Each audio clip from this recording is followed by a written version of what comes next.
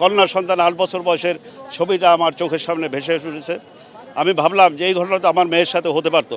তো এই ঘটনা আমি মনে করি বাংলাদেশের নাগরিক হিসাবে, একজন মানুষ হিসাবে, একজন সমাজের মানুষ হিসাবে আমাদের সকলের দায়িত্ব এই ঘটনার তীব্র নিন্দা জানানো এবং এর প্রতিবাদ করে সরকারের কাছে আমাদের আকুল দাবি এর দৃষ্টান্তমূলক বিচার, সর্বোচ্চ বিচার। বাংলাদেশে যে মৃত্যুদণ্ড আছে সেটা দীর্ঘ বিচার আমরা চাচ্ছি না, স্বল্প সময়ে এই বিচার কার্যকর করে, এই বিচার কার্যকর করা, শুধু বিচার করা না, বিচারকে কার্যকর করা এবং মানুষকে আমরা দেখাইতে চাই যে বাংলাদেশে এরকম দুর্বৃত্তের স্থান নাই।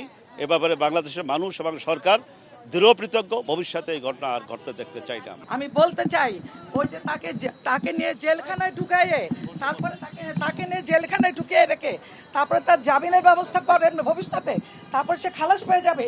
শুধু সে না, এইভাবে বহুত আসামি জেলখানায় পড়ে রয়েছে কিন্তু তাদের কোনো বিচার হচ্ছে না। আমি এখানে দাঁড়িয়ে বলতে চাই আমরা ফাঁসি চাই। আপনারা কি বলেন? সবাই ফাঁসি চাই, আমরা ফাঁসি চাই। আমরা চাই ফাঁসি দিয়ে দেখিয়ে দিতে এই রমিসাকে যেভাবে হত্যা করেছে তাকে ওইভাবে হত্যা করা হোক, তাকে হ্যাং করা হোক, আমরা এটা চাই।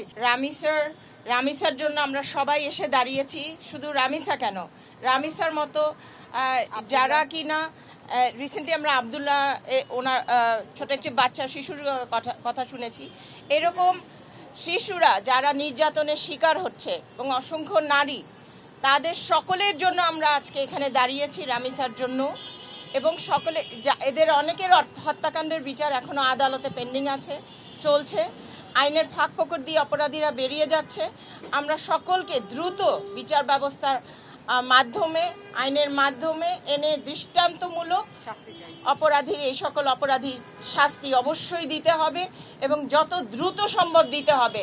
তাহলে এইসব ভবিষ্যতে কোনো অপরাধী এই ধরনের কোনো অঘটন ঘটাতে ভয় পাবে এবং আইনের প্রতি মানুষের আস্থা ফিরে আসবে। আমরা আসলে এখানে লামিসার জন্য আমরা জানি যে আমাদের অলরেডি আমাদের প্রাইম মিনিস্টার, আমাদের আইনমন্ত্রী, আমাদের স্বরাষ্ট্রমন্ত্রী বলেছে বিচারটা দ্রুত উনারা নিষ্পত্তি করবেন।